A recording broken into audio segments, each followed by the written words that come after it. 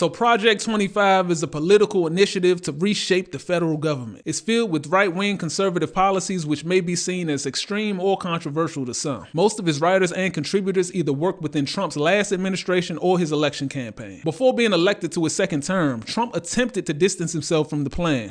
I have nothing to do with Project 2025. I haven't read it. I don't want to read it purposely. I'm not going to read it.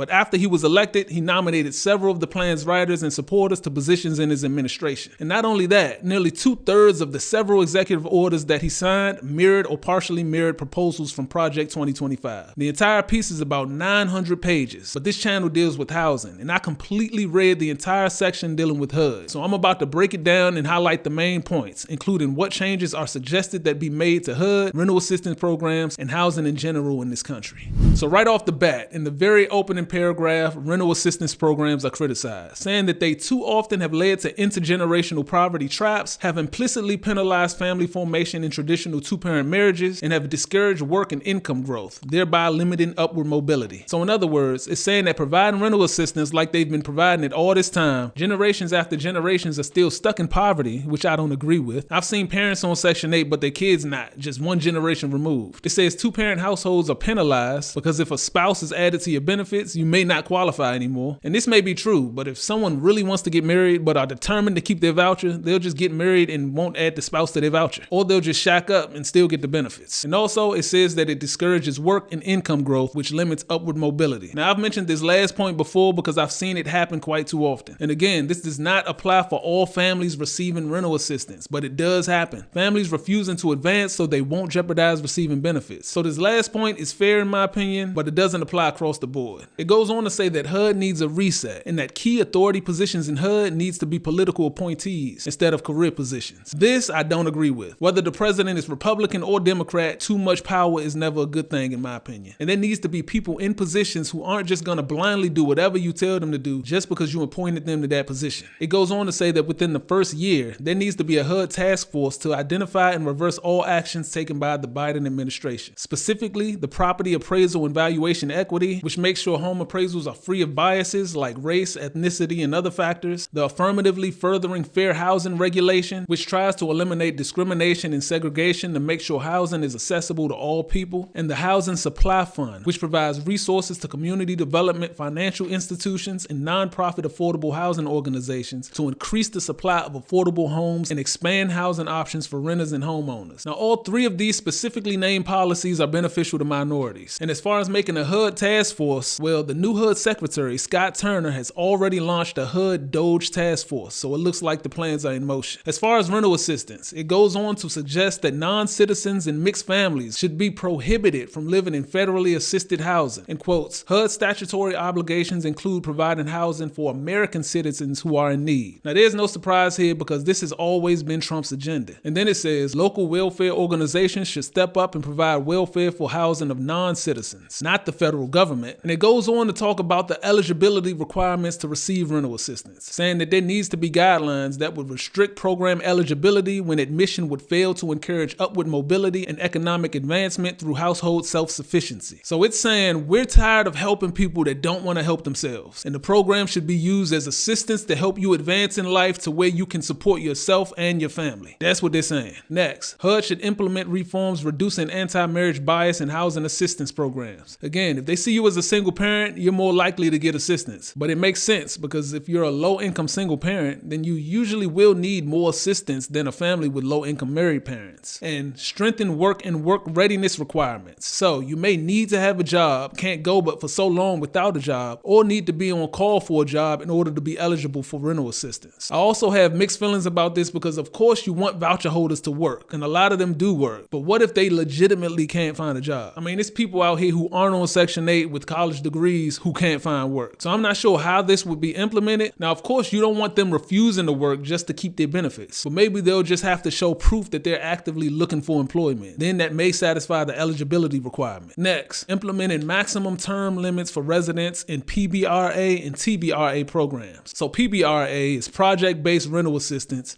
and TBRA is tenant-based need-based rental assistance. So this is suggesting that you can't receive rental assistance for life. There would be a maximum term limit. Now, my only issue with this is the cost of living is so high in some areas. You can have a full-time job and still be considered low income. Places like San Francisco or Washington, D.C., places in New York, the cost of living is extremely high. So what if a voucher holder lives in one of these areas and they're working full-time, but their pay is just not enough? Would they get kicked off the program once their time limit is reached? So these are potential issues that could come up with this policy. It goes on to say that HUD should end housing first policies, which provides permanent housing and support for people experiencing homelessness, and suggests instead to focus on mental health and substance abuse. Now, of course, all of these are serious issues, but I would think that HUD would want to focus on homelessness since it's the housing department. Now, granted, mental health and substance abuse can lead to homelessness, but that's not always the case. Some people are homeless who don't abuse substances or have mental health issues. It goes on to repeat, HUD shall eliminate provisions in federal housing and welfare benefit policies that discourage work, marriage, and meaningful paths to upward economic mobility. So this is mentioned a few times. It's obvious that they want to completely change the direction of rental assistance programs. Then it goes on to talk about FHA loan programs, saying they should increase the mortgage insurance premiums for all loans over 20 years. Now, mortgage insurance premiums, or MIP, are required if you put less than 20% down on an FHA loan. It's pretty much the same as PMI, private mortgage insurance, which is used for conventional loans. But PMI can eventually come off, but MIP is for the entire life of the loan. And here's the thing, most people who get FHA loans put much less than 20% down, usually 3.5% to 5%, and they get 30-year loans. So in other words, it would be more expensive to get an FHA loan unless you get a 15-year loan, which would increase your monthly payment. And most people aren't doing that because they can't afford to. So I definitely don't agree with this. Their take on it is it will encourage wealth building home ownership opportunities, which can be accomplished best through shorter duration mortgages. I think just the opposite. It will discourage people from purchasing because a lot of people won't be able to afford it. Also, with FHA loans, it mentions revising loan limits and restricting eligibility for first-time home buyers. So it will be more restrictions when it comes to being eligible for an FHA loan as a first-time home buyer. Not really feeling this one at all, given the fact that a lot of first-time home buyers use FHA loans because they might not be able to qualify with a conventional loan. Again, this will keep people from being able to purchase a home. Now, in the closing statements, it once again addresses rental assistance, stating long-term reform of HUD's rental assistance program should encourage choice and competition for renters, encourage participation by landlords where appropriate, and encourage non-elderly, able-bodied adults to move towards self-sufficiency. So let's break this down. It says it should encourage choice and competition for renters. So that's the Housing Choice Voucher Program. Encourage participation by landlords. Again, that's the Housing Choice Voucher Program because the program uses private landlords that have to participate in order for it to work. And encourage able-bodied adults to move towards self-sufficiency. So in other words, they're saying Housing Choice Voucher participants need to eventually be able to take care of themselves. So how would HUD plan on accomplishing this? Through regulations and legislative reforms that seek to strengthen work requirements, limit period during which households are eligible for housing benefits, and add in flexibility to rent payment terms to facilitate the movement of households towards self-sufficiency. So they want to add work requirements, they want to have a time limit on how long you can receive benefits, and also they want the voucher holder's portion of the rent to change over time, most likely to where they're responsible for a higher portion of rent the longer they're a part of the program. Now it goes on to say, obviously using government vouchers or other programs to expand choice options is not without its downsides. The turn to mobility vouchers constitutes an abandonment of American public housing. So this is suggesting that the government goes full-blown voucher program and turn away from public housing. Now the difference between the Housing Choice Voucher Program and public housing is, with vouchers, the assistance follows the voucher and the family has the voucher. So they have the option to move where they want to move as long as they have the voucher. With public housing, the assistance is attached to the building. So if you move out of the building, you lose your assistance. And also, vouchers rent from private landlords and public housing buildings are owned by the government. So this is suggesting that they move in the direction strictly using vouchers. Enhanced statutory authorities for local autonomy should extend to the prioritizing of federal rental assistance subsidies that emphasize choice and mobility in housing vouchers over static, site-based subsidies, and provide authority for maximum flexibility to direct public housing authorities' land sales that involve the existing stock of public housing units. So in other words, hey, local governments and local housing authorities, focus on voucher programs. And these public housing buildings, sell that shit.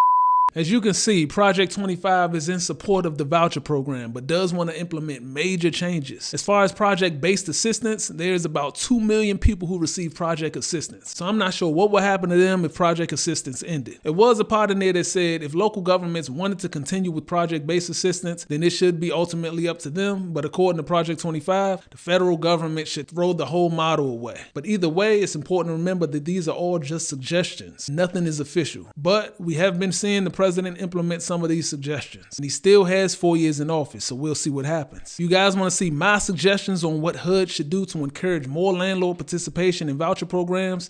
Make sure you check out this video right here. Thank you guys for watching, and like always, I can't wait to see you guys in the next video.